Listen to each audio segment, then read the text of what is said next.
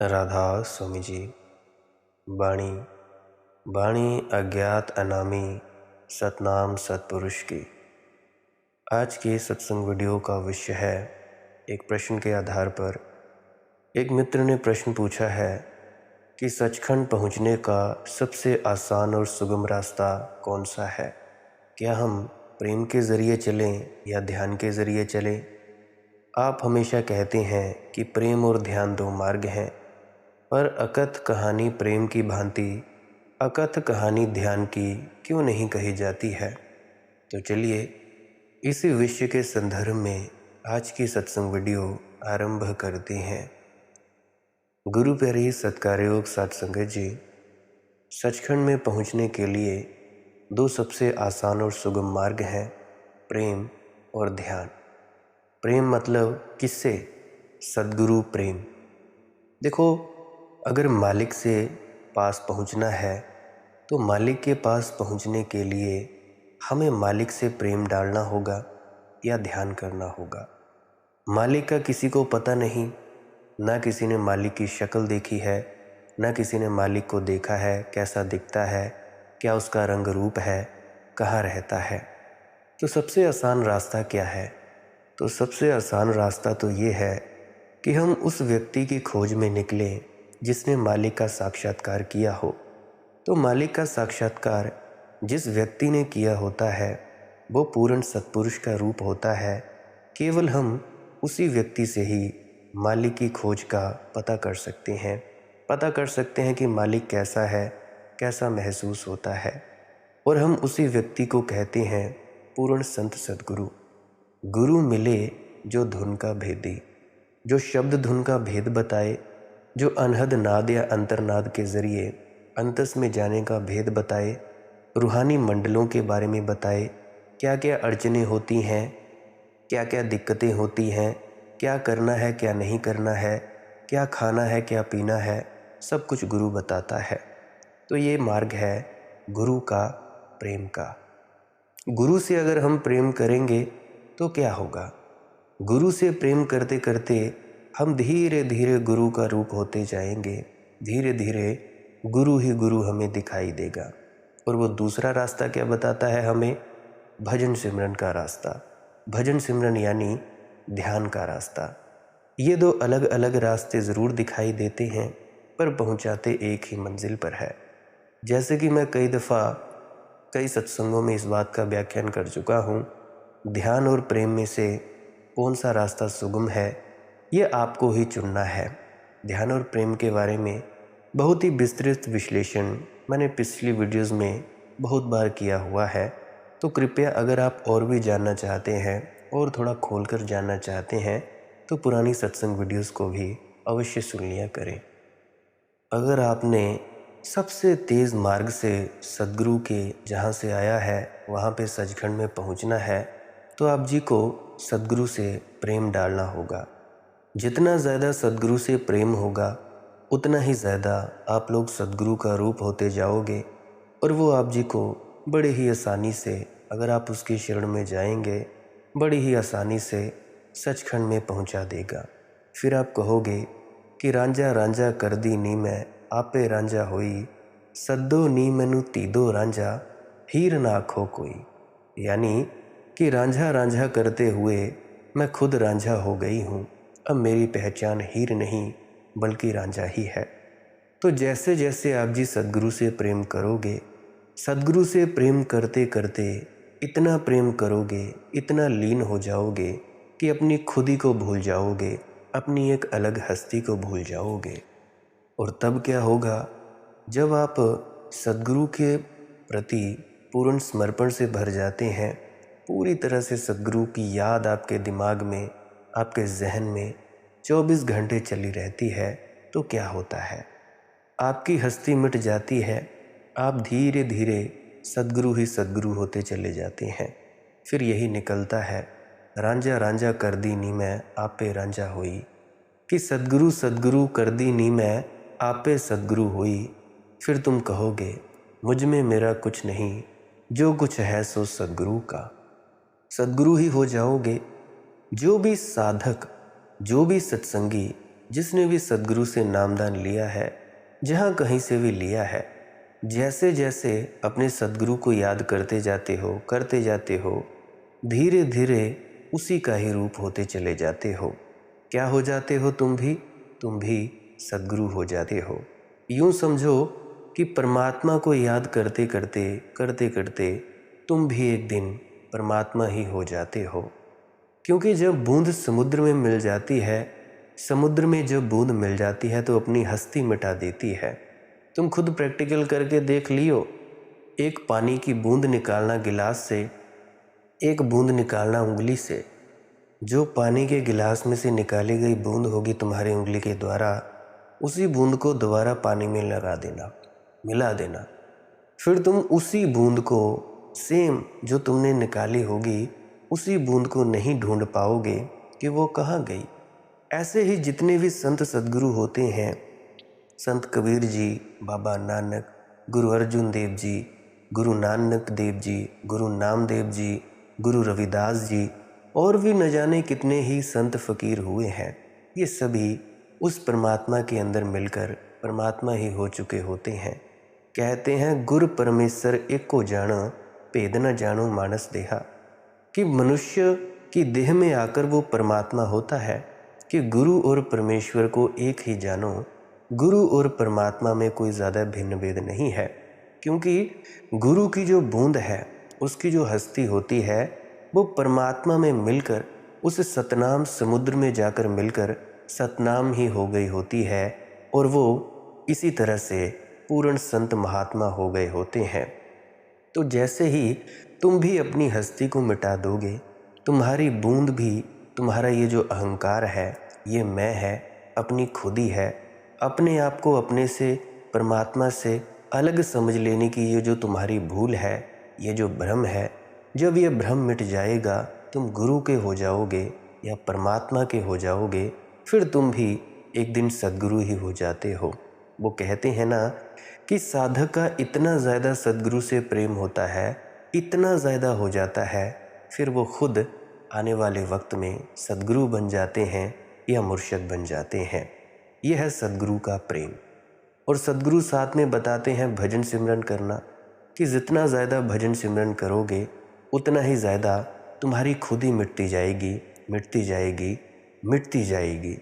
फिर तुम यही कहोगे कि रांझा मैं बिच, मैं रांझे विच, होर ख्याल ना कोई, मैं नहीं ओ आप है, अपनी आप करे दिल जोई।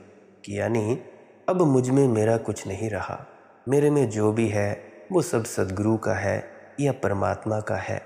यानी आत्म में राम, राम में आत्म। कि यानी आत्मा में ही परमात्मा हो गई, परमात्मा में ही आत्मा रमी हुई है। इसीलिए कहा रांझा मैं बिच, मैं रांझे विच, होर ख्याल ना कोई। कि सद्गुरु के अलावा और कोई भी मुझे दिखाई नहीं देता। ये बाबा बुल्ले शाह जी की वाणी है। बाबा बुल्ले शाह जी का बहुत प्रेम था अपने साईं, अपने गुरु शाह इनायत जी के साथ।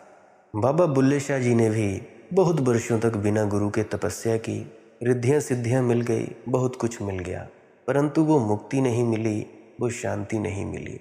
फिर क्या हुआ, वो गए गुरु की खोज में। गुरु की खोज करते करते शाह इनायत जी के पास पहुँचे।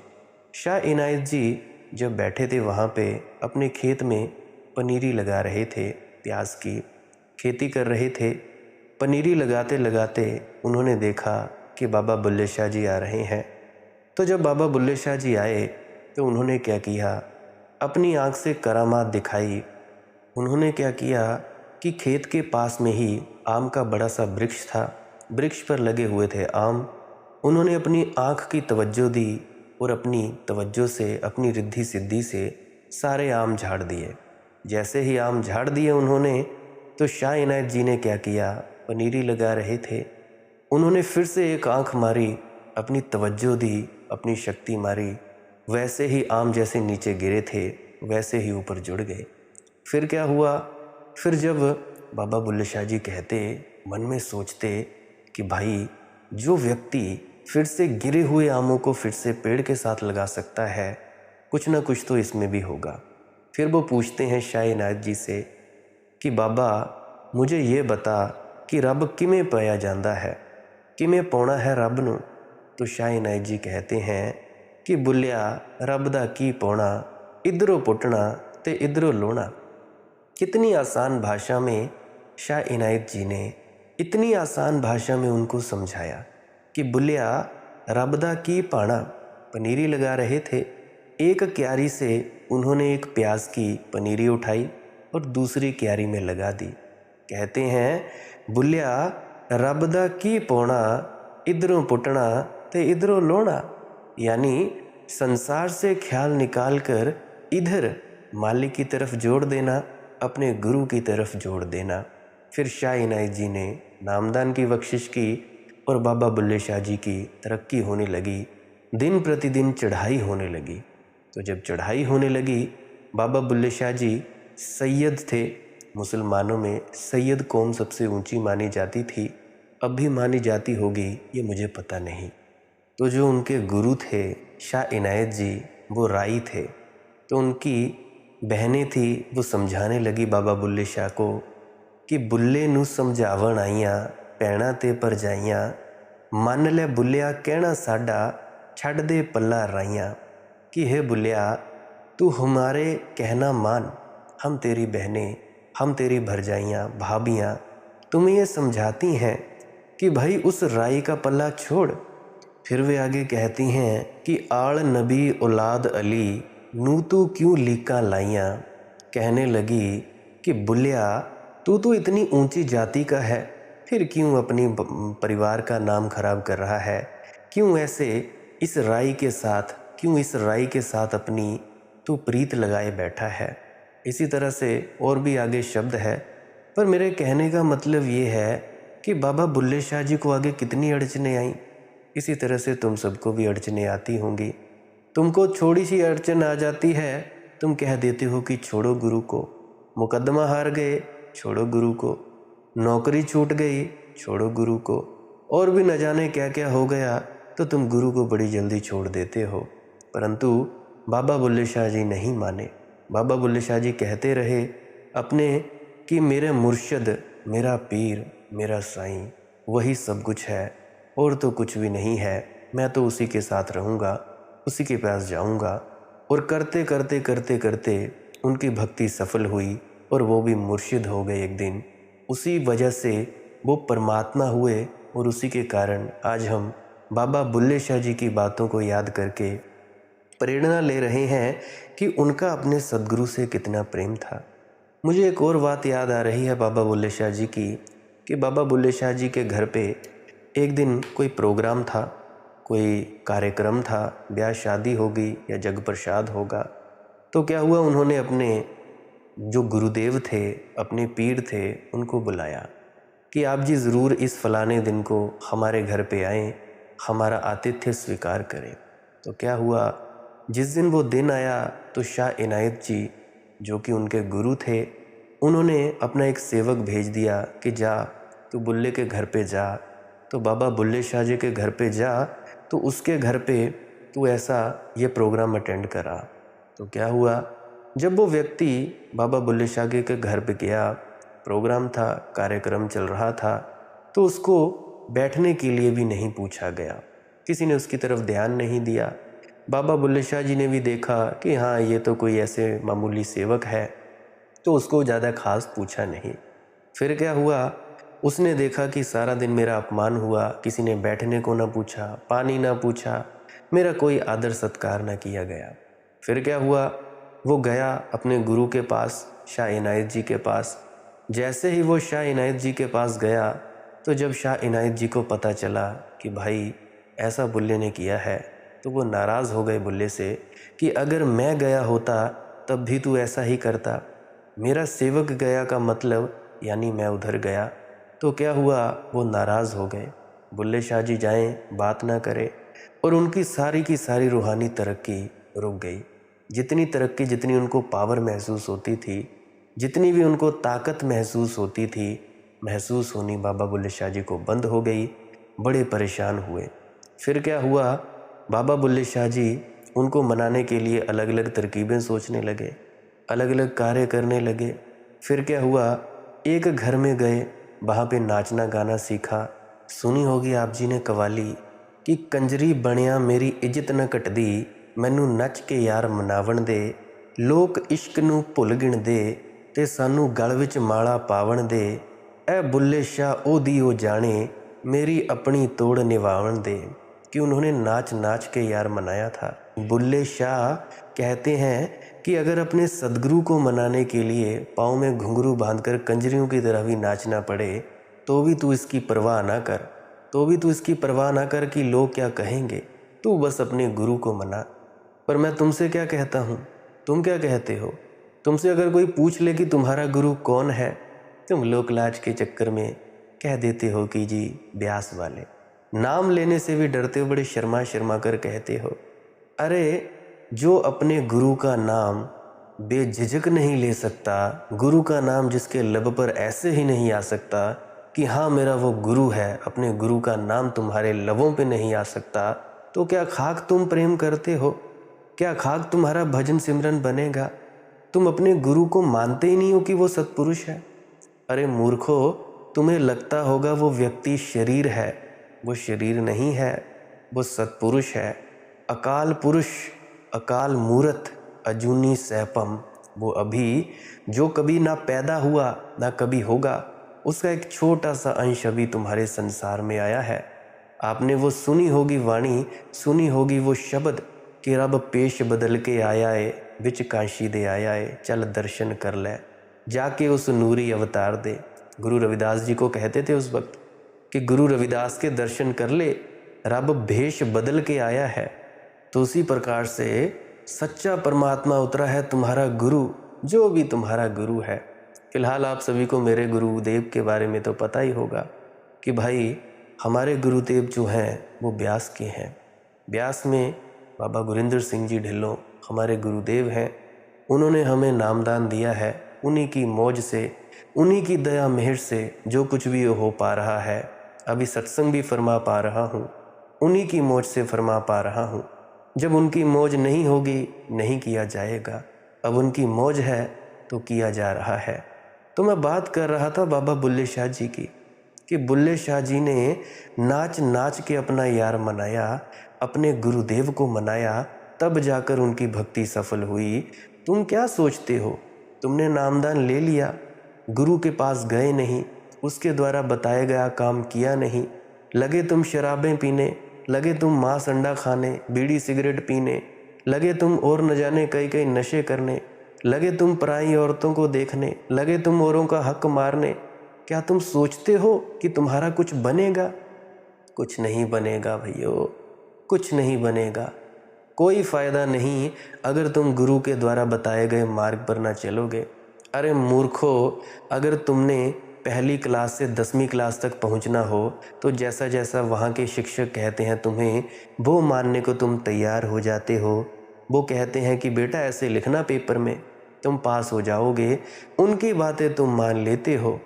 ये मामूली सी टुच्ची फुच्ची सी शिक्षा जो सिर्फ तुम्हें नौकरी पेशा करने में या तुम्हारा दिमाग बढ़ाने में कामयाब करती है, उसमें तुम उन शिक्षकों की बात पूरी पूरी मानते हो। पर जहाँ अध्यात्म का सवाल आता है फिर तुम कहते हो कि जी हमें गुरु की कोई ज़रूरत नहीं। क्या ज़रूरत है गुरु की? अरे भाइयों, जिस व्यक्ति को गुरु की ज़रूरत नहीं, मैं कहता हूँ उनको ना तो परमात्मा की ज़रूरत है, ना तो सचखंड के वासी हो जाने की ज़रूरत है। कोई ज़रूरत नहीं है। तुम मामूली शिक्षा को हासिल करने के लिए गुरु बनाते हो। कोई भी वाद्य सीखना हो, तबला सीखना हो, मृदंग सीखना हो, वीणा सीखनी हो, हारमोनियम सीखना हो, कोई भी किसी प्रकार का वाद्य यंत्र सीखना हो, नाचना सीखना हो, गाना सीखना हो, लिखना सीखना हो, पढ़ना सीखना हो, तब तुम्हें गुरु की आवश्यकता होती है। और परमार्थ में आकर जो ये इतना जटिल मार्ग है, इतना कॉम्प्लेक्स मार्ग है, वहाँ पे तुम कहते हो कि हमें गुरु की ज़रूरत नहीं। बड़े मूर्ख हो तुम लोग, बड़े मूर्ख हो। फिर मुझसे बहस करने आ जाते हैं कि तुम्हारा गुरु ये, तुम्हारा गुरु वो। अरे मेरा गुरु जैसा मर्जी हो, तुम तो किसी को खोजो। मुझे जो मिलना था मुझे मिल रहा है, मिलेगा, मेरे मरने तक मिलेगा। जब तक मैं मरूंगा नहीं तब तक मिलता रहेगा, और मरने के बाद भी मेरा जो होगा वो तो होकर ही रहेगा। अरे तुम अपनी तो देखो, अपनी तो संभाल करो, मेरा छोड़ो। अपने घर में तुम्हारे आग लगी हुई है और लोगों के घरों की आग बुझाने लगे हो। अरे पहला अपना स्वार्थ करो, तो मैं कहता हूँ कि गुरु के द्वारा बताए गए मार्ग पर चलो। देखो, सोच विचार, शंका, खोजबीन ये गुरु बनाने से पहले किया करो कि ये गुरु सही है या ये गुरु सही नहीं है, ये गुरु ऐसा है, ये गुरु वैसा है। पूरी तरह से खोजबीन करो। तुम्हें राधा स्वामी सत्संग ब्यास सोसाइटी की हर किताब के पीछे लिखा हुआ मिल जाएगा कि अगर आपको लगता है कि जो गुरु है आपको यहाँ पे नहीं मिलेगा, आप जिस शिक्षा की खोज कर रहे हैं आपको यहाँ पे नहीं मिलेगी, तो आप कहीं और पे जाकर खोज कर सकते हो। ज़बरदस्ती नहीं बुलाते हैं वो कि हमें भीड़ इकट्ठा करनी है, कि हमें भेड़ें इकट्ठा करनी है। नहीं भैया, नहीं। और जिन जिन ने झूठ बोल के नामदान ले लिया है, अरे कोई बात नहीं, लिया तो लिया, अरे भैया अब जपो तो सही। नामदान नहीं लिया तो कम से कम उसके असूलों पर चलो तो सही। संत मत के क्या असूल है? हक हलाल की कमाई खाना, पराया धन नहीं खाना, पराई कमाई नहीं खाना, पराई स्त्री को नहीं छेड़ना, 2.5 घंटे भजन सिमरन करना, और तुम्हें जो भी है मांस मछली अंडा शराब को नहीं छूना। संत मत के ये असूल हैं। तुम इन असूलों को कुर्बान कर देते हो और फिर कहते हो कि हमारी जी तरक्की नहीं हो रही। कैसे हो तरक्की? देखो, अगर तुम्हारी तरक्की नहीं हो रही, ज़रूर ना कहीं तुम्हारे कर्मों में कोई ना कोई खोट है। या तो तुम पराई स्त्रियों की तरफ देखते हो या पराए पुरुषों की तरफ देखते हो, वहाँ पे तुम्हारी नज़र है। या तुम्हारी नज़र पराए धन पर है, या तुम्हारी नज़र मांस शराब अंडा आदि ये नशीली चीज़ें खाने की तरफ नज़र है। कैसे होगी तुम्हारी तरक्की और कमाई? क्या होगी? तुम्हारा गुरु से प्रेम नहीं, तुम्हारा गुरु पर विश्वास नहीं। अरे फिर मूर्खों, बनाया क्यों तुमने? क्या ज़रूरत थी बनाने की गुरु को? ना ही बनाते। इससे अच्छा उस पर एक कलंक तो ना लगाते। तुम भाई घर पे जाकर जो भी करते रहते हो, लड़ाई झगड़े निंदा चुगली, हर चीज़ तुम करते हो। क्या तुम सोचते हो कि ये चीज़ें करके तुम अपने अंतस में उतर जाओगे? देखो भैया, पवित्रता बड़ी ही ज़्यादा ज़रूरी चीज़ है। कम से कम विचारों की पवित्रता तो बड़ी ज़रूर है। पहले विचारों की पवित्रता होगी, फिर ही तो तुम ये बाकी गंदी मंदी चीज़ें छोड़ोगे, गंदे मंदे कर्म करने हटाओगे। अगर पवित्रता नहीं तो मान लो कुछ भी नहीं। देखो, संत मत की शिक्षा इतनी ऊंची है, हक हलाल की कमाई खाओ। कौन सा ऐसा संत है जिसने हक हलाल की कमाई नहीं खाई? मुझे नाम बता दो, मैं तो अभी नहीं जानता। अगर तुम जानते हो मुझे कमेंट सेक्शन में लिख देना। हक हलाल की कमाई, पराई स्त्री या पुरुष की तरफ कुदृष्टि नहीं डालना, ये है। क्योंकि अगर तुम बाहर नहीं ठहर सकते तो भैया अंदर कौन बचाएगा तुम्हें? अंदर भी तुम नहीं टिकोगे। सुंदर से सुंदर स्त्रियां, सुंदर से सुंदर पुरुष अंदर है। अगर तुम बाहर अपने आप को कंट्रोल नहीं कर सकते, अपनी ही स्त्री या पुरुष पर आश्रित नहीं रह सकते, तो तुम क्या सोचते तुम अंदर में चले जाओगे? माफ़ करना मेरे भाइयों और बहनों, मेरे माताओं और पिताओं, मेरे दादा और दादियों, तुम कभी नहीं पहुंच पाओगे। गुरु से प्रेम होना बड़ा ही आवश्यक है। गुरु पर विश्वास होना और श्रद्धा होना बड़ा ही आवश्यक है। देखो, विश्वास टूटता है, डगमगाता है। विश्वास को पक्का करने के लिए क्या करना होगा? अरे पहले गुरु के द्वारा बताई गई शिक्षा पर तो चलो। जैसे तुम स्कूलों कॉलेजों में पढ़ते हो और तुम गुरु के द्वारा बताए गए, शिक्षक के द्वारा बताए गए असूलों पे चलते हो कि बेटा ऐसे रोज़ स्कूल आना है, नियमित आना है, तुम्हें ऐसे याद करना है, तुम्हें ऐसे सवालों के हल करने हैं। कोई भी सब्जेक्ट हो, साइंस हो, विज्ञान हो, मैथमेटिक्स हो, हिसाब हो, या और भी भूगोल हो, कोई भी हो, अंग्रेज़ी हो, हिंदी हो, जैसा जैसा शिक्षक कहता है तुम करते हो, तभी तो तुम पास होते हो ना। तभी तुम्हें विश्वास आता है ना कि नहीं भाई हमारा शिक्षक अच्छा है। अगर शिक्षक कुछ बताए ना तुम्हें कुछ आए ना। तो हमारा जो गुरु है वो तो कुल मालिक है, खुद ही कुल मालिक एक शरीर में विराजमान हुआ बैठा है। तुम क्या सोचते हो उसको कोई छोटी मोटी हस्ती है? अरे बहुत बड़ी हस्ती है गुरु। तुम अंतस में जाकर तो देखो, उसका नूर, उसका प्रकाश, उसकी शहनशाही तो देखो। तुमने नहीं देखी होगी। कैसे देखोगे? तुम्हें फुर्सत कहाँ अंदर जाने की? तुम बाहर की झंझटों से नहीं मुक्त होते, कहाँ बैठ पाओगे? सोचते हो कि जी कल बैठेंगे, परसों बैठेंगे। ना कल आता है कभी, ना परसों आता है, ना नरसों आता है। सालों साल बीत जाते हैं और एक दिन मौत आ जाती है। अफसोस होता है कि हमने क्या किया। हाय हाय करते हो, तकलीफ़ होती है, शरीर में से चेतना ऊपर की तरफ उठती है। जो अभ्यास तुम्हें जीते जी करना था फिर तुम परमात्मा को कहते हो कि हे परमात्मा 1 मिनट दे दे, मैं बंदगी कर लूँ। कहाँ करोगे? परमात्मा तो एक सांस के आगे दूसरा सांस नहीं लेने देता। कहता है कि जी चलो, अगला शरीर तुम्हारे कर्मों के हिसाब से तुम्हें शरीर दिया जाएगा। क्या तुमने किया है, क्या तुमने नहीं किया है, क्या पाप किए हैं, क्या पुण्य किए हैं। चलो भाई चलो। तो मेरे भाई और बहनों, माताओं और पिताओं, जो भी मेरे प्यारे सज्जन हैं, मेरे गुरु के प्यारे हैं, भाई भजन सिमरन करो, गुरु के पास जाओ, अच्छी अच्छी शिक्षा ग्रहण करो, अच्छे अच्छे कर्म करो, और सबसे बड़ी बात, अपने घर में सेवा करो। घर में वैसी ही सेवा करो जैसी तुम सत्संग सेंटरों में या डेरों में करवाते हो। चाहे कोई भी सेंटर हो, कहीं पे भी हो, मंदिर, मस्जिद, गुरुद्वारा, गिरजा, किसी के भी घर पे जाओ, बुआ, आंटी, चाची, ताई या अपनी मासी, मासड़, किसी के भी घर पे जाओ, ऐसे काम करो जैसे तुम गुरु की सेवा कर रहे हो। घर पे ऐसे बुलाओ सभी से जैसे वो सभी गुरु के ही अपने अपने शिष्य हो। अरे भाई, जैसे तुम किसी भी डेरे में, किसी भी सत्संग घर में जिस तरह से तुम बर्ताव करते हो, वैसा ही घर पे करना शुरू कर दो।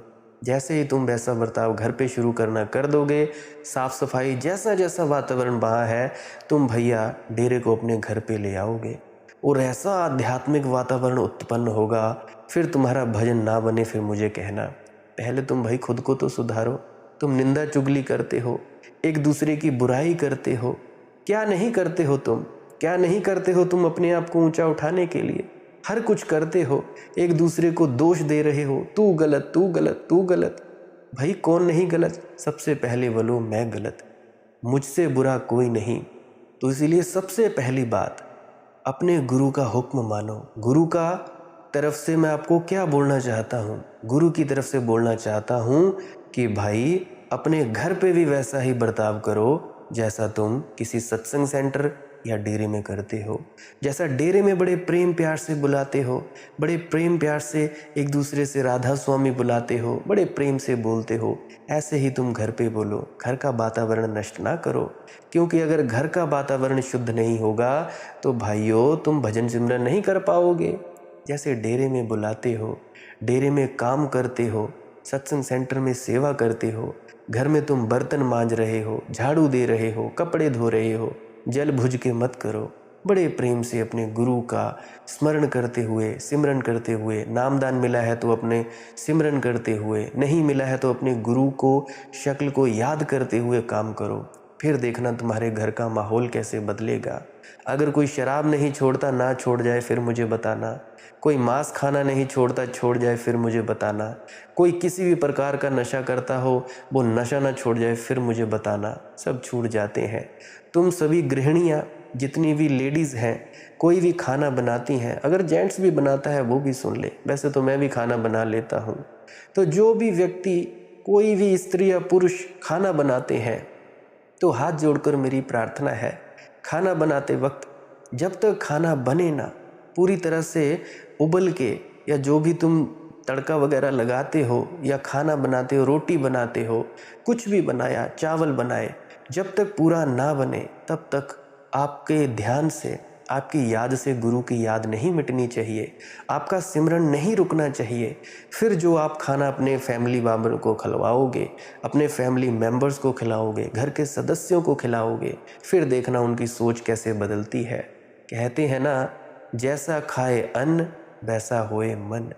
क्योंकि जैसा जैसा तुम खाना खाते हो उसका प्रभाव पड़ता है। यही नहीं, चाय तक तुम जल भुज के बनाते हो, गुस्से में बनाते हो, उसी चाय का प्रभाव सारे परिवार पे पड़ता है। तुम्हारी ही विचार शक्ति पूरे परिवार पर पड़ती है। तो मैं इसीलिए कहता हूँ, जब भी तुम खाना बनाओ, चाय बनाओ, किसी को पानी दो, तो हमेशा अपने गुरु का स्मरण रखो, गुरु की याद बनाए रखो। जितना ज़्यादा गुरु की याद बनी रहेगी, गुरु का सिमरन चलता रहेगा। नामदानियों के लिए भी, गैर नामदानी सज्जनों के लिए भी बोल रहा हूँ, जो लेना चाहते हैं, या अगर तुम नहीं गुरु के होना चाहते फिर भी एक अच्छे इंसान बनना चाहते हो, फिर भी मैं आपके लिए कह रहा हूँ, जब भी कभी तुम खाना बनाओ, परमात्मा का नाम लेकर बनाओ। हे परमात्मा, ये अन्न तेरे को अर्पित, मैं ये खाना बना रही हूँ या बना रहा हूँ, कृपया इसके खाने वालों को तृप्ति देना, संतुष्टि देना, काम क्रोध लोभ मोह अहंकार की आग से बचाना, हर चीज़ में संतुष्टि देना, तृप्ति देना। फिर देखना कैसे तुम्हारे घर में वातावरण बदल जाता है। मैं कहता हूँ तुम 10 दिन करके देखो, तुम्हारे घर का वातावरण ना बदल जाए तो मुझे मेरे घर पे आके 100 जूतियाँ मार डालना। 10-15 दिन तुम करके देखना, मुझे कमेंट सेक्शन में बोल देना मुझे भाई कि आपके घर का एड्रेस क्या है, मैं एड्रेस बता दूंगा। मेरे घर पे आकर मेरे 100 जूतियाँ मारना। अगर ऐसा ना हो तो मैं क्या कहता हूँ, गुरु की तरफ से ये आदेश है कि भाई जब भी तुम खाना बनाओ, खाना बनाते समय गुरु की याद रहनी चाहिए, अच्छी अच्छी सोच रहनी चाहिए, परमात्मा की याद रहनी चाहिए, गुरु की शक्ल को याद करना चाहिए। तब जाके तुम्हारा खाना बढ़िया होगा और तुम्हारा खाना तुम्हारे पेट में जाएगा। उसी खाने से तुम्हारा मन का बदलाव होगा और वही मन तुम्हारे घर में सुख शांति लेकर आएगा। तो भाई हाथ जोड़कर विनती है, ऐसा करके देखो, ना हो 100 जूती मार डालना। मैं चूं तक ना कहूँगा, कुछ भी ना कहूँगा कि भाई मैंने ऐसा कहा या ऐसा नहीं कहा, या मैं कुछ भी अपनी ज़ुबान तक नहीं बदलूँगा। ज़ुबान देता हूँ आपको, करके देख लेना, फिर देखना मौज महात्मा की, फिर देखना मौज गुरु पीर की, फिर देखना तुम मौज कि तुम्हारा भजन सिमरन क्यों नहीं बनता। और मांस, शराब और अंडा या नशीली चीज़ों को छोड़ डालो। अगर कोई नहीं छोड़ता, बड़े प्रेम से समझाओ, समझेंगे, क्यों नहीं समझेंगे।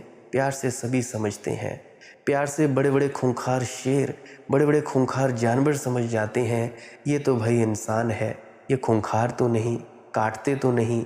हाँ मारते होंगे क्योंकि शराब के होश में, शराब में बेहोशी आ जाती है, या और भी न जाने कई कई नशे करते हैं, सब छोड़ छाड़ देते हैं। तो भाइयों और बहनों, मेरे गुरु के प्रेमी सज्जनों, मैं यही कहता हूँ कि खाना ऐसे बनाओ, फिर देखना तुम्हारी मौज। तुमने देखा होगा सत्संग सेंटरों में खाना बनता है, शब्द गा रही हैं महिलाएं। डेरों में खाना बनता है, शब्द गा रही हैं महिलाएं। देखो 4-4 दिन की वासी रोटी भी कितनी मिठास दे जाती है, 2-2 दिन की वासी रोटी भी कितनी मिठास दे जाती है, तृप्त कर देती है। और मैं कहता हूँ 2 से 3 से 4 रोटियाँ नहीं खा पाओगे आप, इतनी ज़्यादा तृप्ति होती है उस खाने में। कैसे होती है? क्योंकि उस खाने में शब्दों की जो ऊर्जा है वो भर गई होती है, और पूरी तरह से जो ऊर्जा उन शब्दों में भरी होती है, शब्दों की ऊर्जा खाने में चली जाती है, खाने की ऊर्जा आपके अंदर तब्दील हो जाती है और आप बढ़िया से भजन सिमरन कर पाते हो। तो मैं इसीलिए आप सभी से कहता हूँ कि भाई कोई भी काम करो, चाहे खाना बनाओ, पर खाने वक्त स्पष्ट स्पष्ट बात कह रहा हूँ। किसी को पानी देना हो या खाना खिलाना हो तो ये चीज़ ज़रूर करो कि भाई तुम भगवान का नाम लेकर, परमात्मा का नाम लेकर, सिमरन करके, अपने गुरु की याद करके खाना बनाओ। फिर देखना मौज होती कि नहीं होती। ना हो तो मैंने तो चैलेंज दे ही दिया है कि मेरे घर पे आकर जूतियां मार डालना। मैं कमेंट सेक्शन में जहां भी तुम बोलोगे कि भाई हमारे घर में ऐसा नहीं हुआ, मैं कमेंट सेक्शन में एड्रेस दे दूंगा, आ जाना मेरे घर पे, जो मर्ज़ी चाहे कर लेना। और आगे मेरे मित्र ने ये सवाल पूछा है कि भाई कि अकथ कहानी प्रेम की भांति, अकथ कहानी ध्यान की क्यों नहीं कही जाती है। देखो, कहानी के लिए कम से कम 2 की ज़रूरत है, तो प्रेम की तो कहानी हो सकती है, ध्यान की नहीं हो सकती। ध्यान तो एक का ही एक में प्रवेश है, कहानी के लायक जगह नहीं है। कम से कम कहानी के लिए 2 तो चाहिए, तो कुछ कहानी बने। 3 हो तो और भी अच्छी बन जाती है, ट्रायंगल बन जाती है, त्रिभुज बन जाती है, त्रिकोण बन जाती है, और ज़्यादा हो तो कहानी और बढ़ती चली जाती है।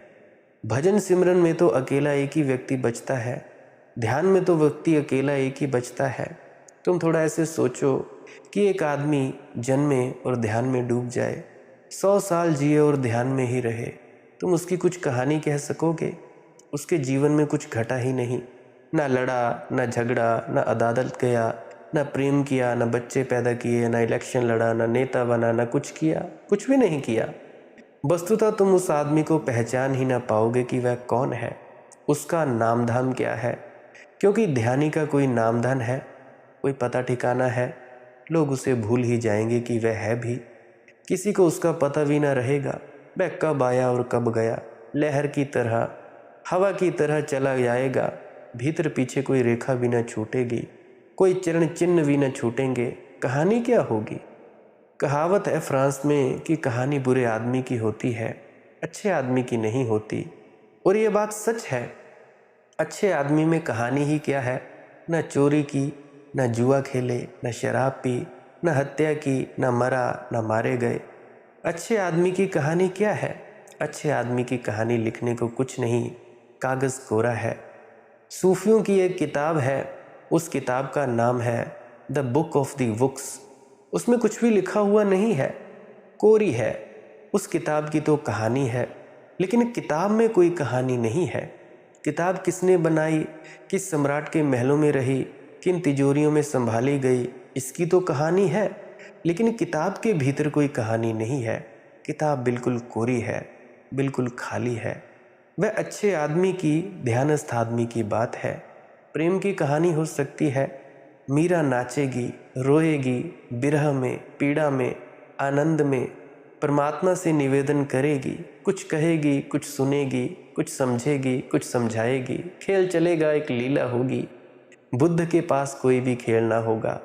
किससे कहना है? ना कोई परमात्मा है, ना कोई भक्त है, ना कोई भगवान है। एक ही बचा मरुस्थल जैसा सन्नाटा है। कोई वृक्ष नहीं उगते, कोई फूल नहीं लगते, कोई पक्षी गीत नहीं गाते। मरुस्थल की क्या कहानी है? मरुस्थल कह दिया, कहानी पूरी हुई। ध्यानी की कोई कहानी नहीं है। बहुत बड़ा जिन फकीर हुआ रिंझाई। किसी ने पूछा कि मैं ज़रा जल्दी में हूँ, एक शब्द में बता दो, क्या करने योग्य है? तो वह चुप बैठा रहा। उस आदमी ने कहा, जल्दी करो, चुप क्यों बैठे हो? उसने कहा, कह दिया जो कहना था, क्योंकि जो कहना था वह चुप्पी है। बोलने से खराब हो जाएगी। समझ गए तो समझ गए, नहीं समझे तो और कहीं समझ लेना। उस आदमी ने कहा कि लुभाते हो तुम्हें देखकर रुकने का मन होता है, पर मैं जल्दी में हूँ और इतनी सी बात और अटकाएगी। मैं और चिंतित रहूँगा कि पता नहीं क्या मतलब था। तुम संक्षिप्त में एक शब्द तो बोल दो। तो रिंझाई ने कहा, ध्यान। उस आदमी ने कहा, चलो कुछ तो तुम बोलो, लेकिन इतने से बहुत साफ नहीं होता। ध्यान यानी क्या? रिंझाई ने कहा, ध्यान यानी ध्यान। उस आदमी ने कहा, अब और पहेलियाँ मत उलझाओ, पहेलियाँ मत बूझो, मुझे जाना है, जल्दी में हूँ और तुम उलझाए चले जा रहे हो। ध्यान यानी ध्यान, इसका क्या मतलब? रिंझाई ने कहा, अब तुम इतना ही पूछो, ध्यान यानी ध्यान और ध्यान यानी ध्यान, ऐसे ही मैं दोहराता चला जाऊँगा, क्योंकि ध्यान यानी ध्यान और कुछ है ही नहीं। अब करो और जानो। अब अगर रिंझाई के ऊपर कोई शास्त्र बनाना चाहो तो क्या बनाओगे? खाक शास्त्र बनेगा। गीता लिखना चाहो रिंझाई के ऊपर, क्या लिखोगे? ध्यान यानी ध्यान, गीता समाप्त। एक पोस्ट कार्ड भी बहुत बड़ा हो जाएगा, और ये भी रिंझाई को पसंद न पड़ेगा इतना लिखना कि ध्यान यानी ध्यान। ये भी मजबूरी में, ये आदमी ज़िद्दी था इसीलिए कहा, नहीं तो वे चुप ही थे, खाली पोस्ट कार्ड भेज देते। ध्यान की कोई कहानी नहीं है, प्रेम की कहानी है। और इसीलिए तो मैं कहता हूँ, प्रेम का एक रस है। ध्यान से तुम्हारा संबंध ज़रा मुश्किल है, इसीलिए तुम्हारे लिए भजन सिमरन करना बड़ा मुश्किल प्रतीत होता है। ध्यान से तुम्हारा संबंध मुश्किल है क्योंकि कहानी में अभी तुम्हारा रस है, क्योंकि अभी तुम कहानी सुनना चाहोगे, ना सही संसार की, परमात्मा की, ना सही इस लोक की, उस लोक की। अभी तुम गीता गाना चाहोगे, ना सही यहाँ के वहाँ के, भगवत गीता ही सही पर गीता। अभी तुम नृत्य देखना चाहोगे, ना सही संसार का नृत्य, मीरा का नृत्य। तुम्हारे लिए प्रेम करीब होगा, उससे कुछ तुम्हारे तार जुड़ जाएंगे। प्रेम भी आखिर में ध्यान पर पहुंचा देता है, पर आखिर में ध्यान तो सीधी छलांग है, प्रेम तो क्रमिक उपाय है, ध्यान छलांग है। ध्यान बड़ा दुस्साहस मांगता है, अंधेरे में कूद जाने का। प्रेम धीरे धीरे फुसलाता है, आ जाओ आ जाओ, आश्वासन देता है, घबराओ मत, साथ हूँ मैं। प्रेम सुगम है, ध्यान दुर्गम है, और ध्यान की कोई कहानी नहीं है, न अकथ और न कथ, कोई कहानी नहीं है। तो तुम ही चुन लो, तुम्हें क्या चुनना है, ध्यान चुनना है या प्रेम चुनना है। सचखंड अवस्था तक पहुँचने के लिए तुम्हारी मौज, तुम्हारे लिए जो सुगम लगे तुम चुन लेना। दोनों मार्ग तुम्हें चुनने हो तो दोनों भी चुन सकते हो, पर एक मार्ग पर अडिग रहना। अगर तुम चाहते हो, अगर तुम्हारा अस्त्रैण व्यक्तित्व है तो प्रेम ज़्यादा तुम्हारे लिए कारगर है। अगर तुम्हारा पुरुष व्यक्तित्व है तो ज़्यादा कारगर है तुम्हारे लिए ध्यान करना या भजन सिमरन करना। अब स्त्रैण और पुरुष व्यक्तित्व से मतलब क्या? स्त्रैण यानी स्त्री के गुण, पुरुष यानी पुरुष के गुण। ये स्त्री के शरीर में भी हो सकते हैं और पुरुष के शरीर में भी हो सकते हैं, क्योंकि हमारा शरीर बना है स्त्री और पुरुष के मिलने से। दो शरीरों के मिलने से हमारा एक शरीर बना है, तो हम दोनों स्त्री भी हैं और पुरुष भी हैं। जिस व्यक्ति में, जिस भी मनुष्य में ज़्यादा स्त्री गुण होता है, कम पुरुष गुण होता है, वो स्त्री बन जाती है। स्त्री जैसे नयन नक्श आ जाते हैं, शरीर आ जाता है। और जिस व्यक्ति में, जिस मनुष्य में पुरुष के गुण बढ़ जाते हैं, वो व्यक्ति पूरी तरह से पुरुष का व्यक्तित्व हो जाता है, उसमें पुरुष आ जाता है। होती दोनों में है, स्त्री भी होती है, पुरुष भी होता है। तो इसीलिए तुम चुन लेना ठीक से किस मार्ग को चुनना चाहोगे। मेरे हिसाब से तो दोनों ही ठीक है। बाबा जी से प्रेम प्यार भी करें और साथ साथ में भजन सिमरन भी करते रहें। इसी प्रश्न से मिलता जुलता प्रश्न एक और मित्र ने पूछा है कि आपने कहा प्रेम पद यात्रा है और ध्यान जैसे वायुयान की यात्रा, फिर सभी सयाने और आप भी प्रेम पर ही जोर देते हैं। क्या सभी सयाने लंबी यात्रा के पक्ष में थे? देखो मेरे मित्र, ना मेरा बस चले तो मैं तो यात्रा के बिल्कुल पक्ष में नहीं हूँ। मैं तुमसे यही कहता हूँ कि यात्रा करनी ही नहीं। तुम वहीं हो पर तुम नहीं सुनते। तुम कहते हो कि ठीक है, पर थोड़ा कुछ तो बताएं, कैसे चलें? कुछ आलंबन चाहिए, कोई सहारा चाहिए। ऐसा एकदम से पहुंचा देने में तो जंचती नहीं बात। तुम भरोसा ही नहीं करते कि तुम और इसी वक्त परमात्मा हो सकते हो। तुमने अपनी इतनी निंदा की है इतने कालों तक, तुमने अपने आप का इतना अपमान किया है, इतने अनंत जन्मों में तुम महानिंदक हो अपने। तुमने कभी अपने को स्वीकार नहीं किया। तुम सदा अपने को अच्छा बनाने की चेष्टा में रहे हो, और जाना तुमने सदा है कि हम बुरे हैं। जाना तुमने कि तुम पापी हो और पुण्यात्मा होने की तुमने कोशिश की है। मैं आज अचानक तुमसे कहता हूँ कि तुम पापी नहीं हो। तुम चाहो तो भी पापी नहीं हो सकते हो। पाप तुम्हारा भ्रम है और पुण्य तुम्हारा स्वभाव है। तुम सुन लेते हो लेकिन बात जंचती नहीं, तुम्हारी आदत के विपरीत है। तुम सब सुन सुनाकर फिर कहते हो ठीक कहते हैं आप, कुछ आत्म सुधार का मार्ग बताइए। मेरे पास रोज़ लोग कॉल करते हैं, आते हैं मेरे पास कॉल पे, व्हाट्सएप पे, इंस्टाग्राम पे, फेसबुक पे। उनसे मैं कहता हूँ कुछ करना नहीं है, तुम जैसे हो परम सुंदर हो। वे इधर उधर की बातें करने लगते हैं। वे कहते हैं कि मान नहीं सकते, चाहे मेरी बात सुनकर चुप भला हो जाएं, लेकिन राज़ी थोड़े होते हैं। कैसे मान सकते हैं कि मैं जैसा हूँ परम सुंदर हूँ? मैंने अपनी शक्ल देखी है आईने में, मैंने अपना व्यवहार देखा है, ये तुम कहते हो। और पंडितों में तुम्हें इतना ज़्यादा निंदित किया है कि उनके शब्द तुम्हारे भीतर गूंजते रहते हैं कि तुम पापी, महापापी। तुम और परमात्मा बहुत दूर है। हजारों साल की यात्रा है, तब तुम पहुंच पाओगे। इंच इंच बदलना है, तपश्चर्या करनी है। मैं तुमसे कहता हूं कि तुम अभी वही हो। इसी क्षण, एक क्षण भी खोने की ज़रूरत नहीं है, लेकिन उससे तुम राज़ी नहीं होते। वह ध्यान का मार्ग है, वह तत्क्षण जगा देता है, पर वह इतनी जल्दी होती है उसमें कि तुम भरोसा ही नहीं करते कितनी जल्दी हो सकती है। तुमने तो धीरे धीरे करके भी नहीं पाया, इतनी जल्दी कैसे पाओगे? तुम तो जन्म जन्म चलकर भी नहीं पहुँचते हो, और मैं कहता हूँ बिना चले पहुँच जाओगे। तुम्हारे तर्क को बात जचती नहीं, तुम्हारे गणित में बैठती नहीं। तुम कहते हो गया होगा तुम्हें कोई प्रभु कृपा से, किन्हीं पुण्य फलों से, या किसी पीछे के द्वार से तुम प्रविष्ट हो गए होगे। ये अपने लिए नहीं है। तुम महात्मा बुद्ध को कहते हो तुम अवतार हो, तुम्हारी बात और, हम साधारण जन हैं। कृष्ण को तुम कहते हो तुम तो उसी के रूप हो, तुम्हें हो गया होगा। तुम परमात्मा से ज़रा करीब से रिश्ते नाते से बंधे हो, सगे संबंधी हो, भाई भतीजा हो, तुम्हें हो गया होगा। जीसस को तुम कहते हो तुम उसके इकलौते बेटे हो, लेकिन हम पापी हैं। हमें होना तो चाहिए नरक में, हम यहाँ पृथ्वी पर कैसे हैं, इस पर भी भरोसा नहीं आता। और तुम कहते हो कि तुम स्वर्ग में इसी क्षण प्रवेश के अधिकारी हो। ये तुम्हारा मन हिम्मत नहीं कर पाता। तुम डरते हो, तुम भयभीत हो, इससे अड़चन है। मैं तो चाहूँ कि तुम अभी बिना चले पहुँच जाओ, और मैं तुमसे कहता हूँ तुम पहुँचे ही हुए हो। इस बात को होश भर चाहिए। तुम वहीं सो रहे हो जहाँ परमात्मा है, सिर्फ आंख खोलनी है और उठकर बैठ जाना है। ज़रा चाय पियो और चारों तरफ देखो आंख खोलकर, थोड़ा मुंह धो लो, मुंह धो डालो। एक क्षण को भी तुम और कहीं गए नहीं। वह जो तुमने पाप किए, पुण्य किए, सब सपना था। वह जो तुम बहुत बार जन्मे और मरे, सब सपना था। तुम कहीं मर सकते हो? तुम कहीं जन्म सकते हो? तुम्हारा ना कोई जन्म है ना मृत्यु है, तुम शाश्वत हो। पर यह बात तो तुम्हें जमेगी नहीं। तुम कहोगे होगी होगी, कभी जन्मों जन्मों की बात हमें भी होगी, तब शायद समझ में आएगी। इसीलिए सयानों की भी मजबूरी है।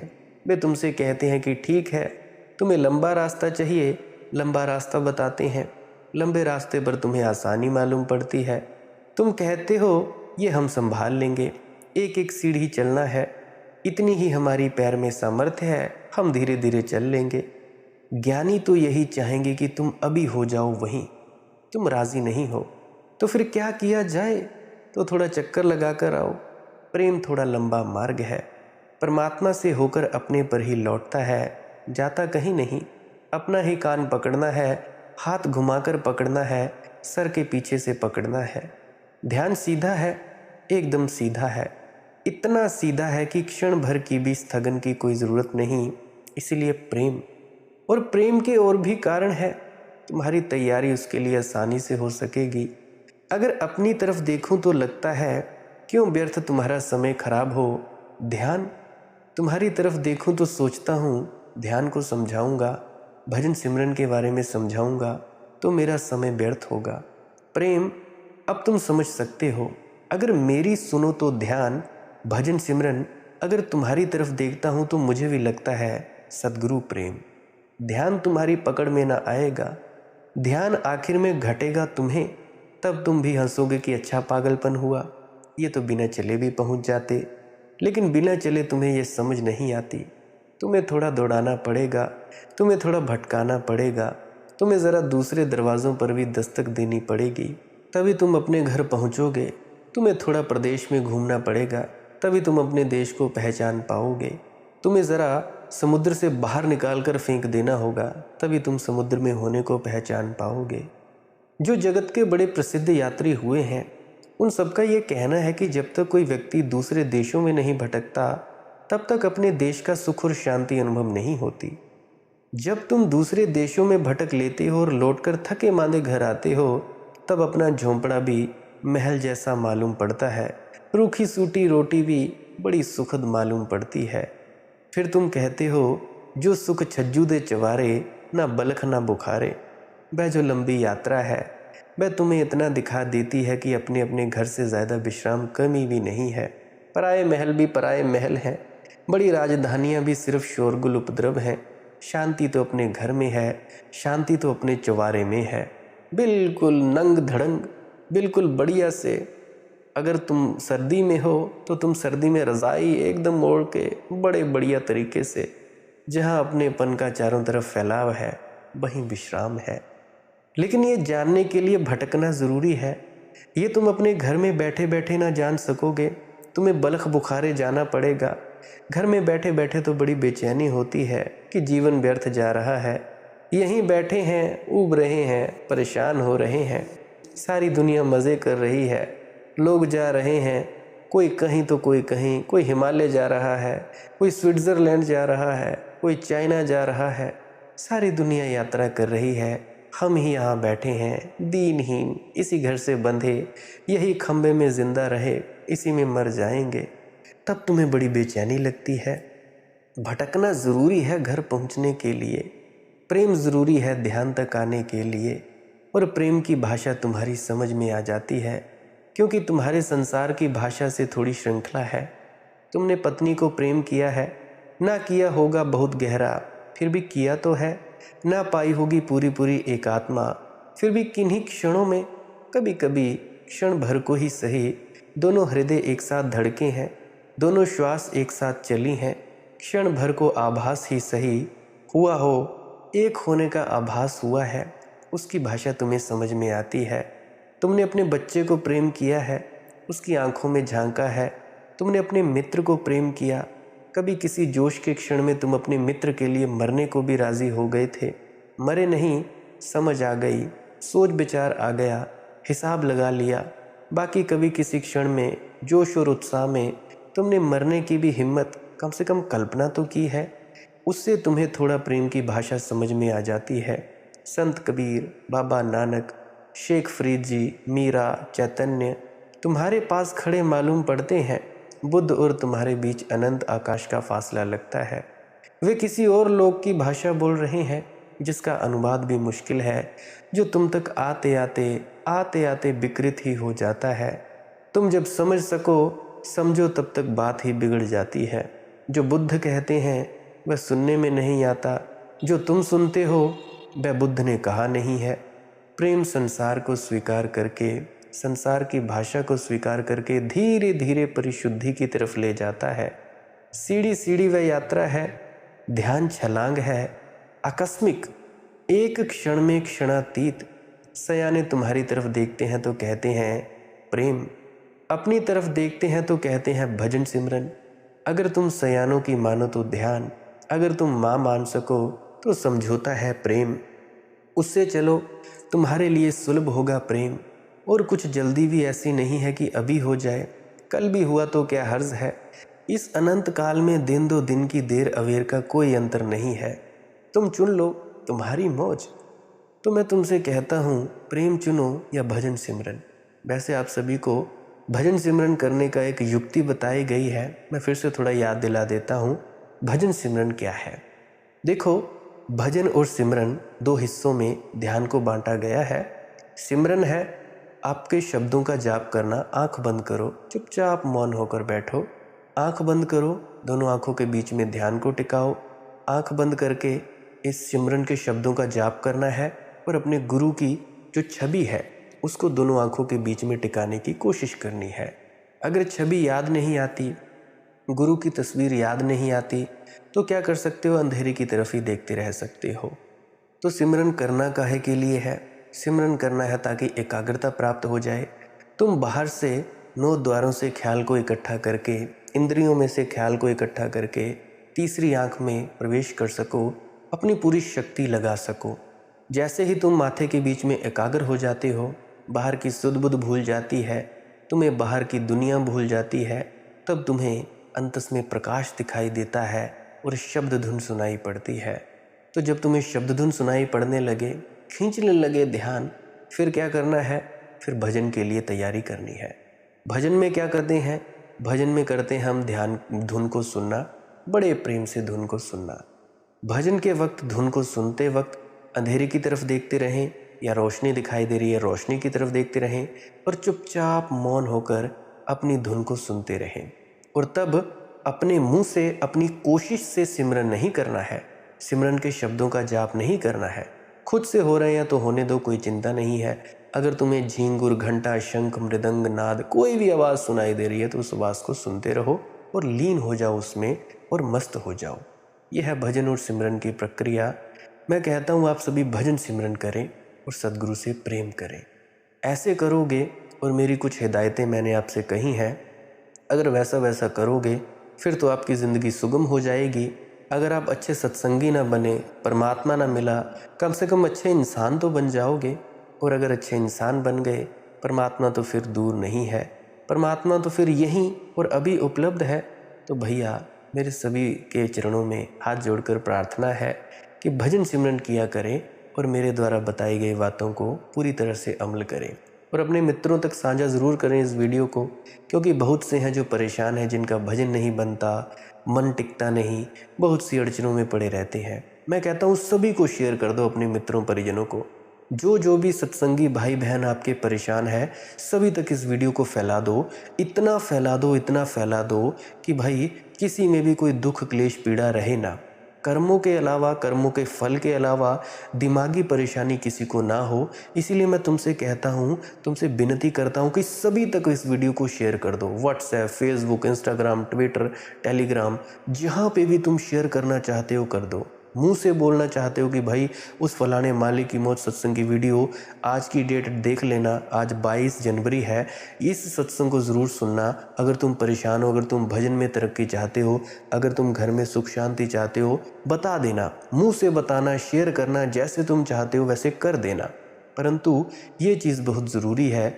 मैं चाहता हूँ कि सभी व्यक्ति सुख शांति से रहें, प्रेम से रहें, भजन सिमरन करते रहें और अंतस में जाकर सद्गुरु के नूरी स्वरूप को प्रकट करें, उस धुन को सुने, उनका शब्द खुले और अंतस में चढ़ाई करके सचखंड अवस्था तक पहुँच जाएं, पूर्ण परमात्मा हो जाएं, सत्पुरुष से जाकर जा मिले। मेरी तो बस यही आशा है। मैं चाहता हूँ कि आप सभी ऐसा करें। बाकी आपकी अपनी मौज है, आप पर कोई पाबंदी भी नहीं है, आप अपने हिसाब से जो चाहे कर सकते हैं। अगर आप जी को इस वीडियो से कुछ भी सीखने को मिला है तो आप जी इस वीडियो को लाइक अवश्य करें और कमेंट सेक्शन में राधा स्वामी लिख सकते हैं, अन्यथा इस वीडियो को डिसलाइक ज़रूर करें। सब्सक्राइब कर सकते हैं इस वीडियो को अगर रोज़ाना नए नए सत्संग सुनना चाहते हैं। सत्संग का वक्त रहता है सुबह 6 बजे से लेकर सुबह के 7 बजे तक। अगर कभी उस दिन सत्संग ना डले तो मेरी प्रार्थना है कृपया पुराने सत्संग वीडियोस को ही सुना करें, पुरानी सत्संग वीडियोस का ही आनंद लिया करें। अगर नहीं करना चाहते सब्सक्राइब, फिर आप रोज़ सर्च कर लिया करें माली की मौत सत्संग, जो भी नया सत्संग डला होगा आप जी सुन सकते हैं। मैं कहता हूँ तुम इन सत्संग वीडियोस का प्रयोग ध्यान में उतरने के लिए करो। अगर तुम्हें नींद नहीं आती तो सत्संग वीडियो लगा के सो जाओ, नींद आने लगेगी, बढ़िया नींद आएगी मैं कहता हूँ। और जब इस वीडियो को सुनते सुनते सो जाओगे तो इतने फ्रेश होके उठोगे, आपका भजन सिमरन में भी मन लगेगा। जिनका नहीं लगता है, मन भटकता है, बड़े प्रेम से और ध्यान से इस वीडियो को सुनो, बिल्कुल आपका ध्यान लग जाएगा। बाकी आप अपने अपने हिसाब से इन सत्संग वीडियोस का प्रयोग कर सकते हो। अगर कोई बुद्धि से समझना चाहता है कोई चीज़, उनके लिए भी है। अगर कोई प्रेम से सुनना चाहता है इस वीडियोस को, उनके लिए भी है। एक बार समझना आए बार बार सुनो, एक बार आनंद से आपका दिल ना भरे, बार बार सुनो, जितनी बार भी सुनोगे आपकी मौज है। देखो मैंने कोई पैसे तो नहीं ले रहा हूँ कि आप इन वीडियोस को सुनने के लिए मुझे पैसे दो, आपकी मौज है, जितनी बार सुनना हो सुनो, सुनते जाओ और अपना आनंद मनाते लाओ। अपने में आनंद पैदा करो, प्रेम पैदा करो, फिर बांटो दुनिया को, सभी को प्रेम बांटो। जैसे तुम डेरे में सत्संग सेंटर में रहते हो वैसे तुम अपने घरों में रहो, सभी व्यक्तियों से प्रेम प्यार करो, किसी से कोई नफरत करने की ज़रूरत नहीं है। आप मुझे इतने अंत तक सुनते हो, इतना प्रेम प्यार देते हो, इतना प्रेम प्यार देने के लिए बहुत बहुत शुक्रिया। मैं आपसे बहुत बहुत अनुग्रहित हूँ।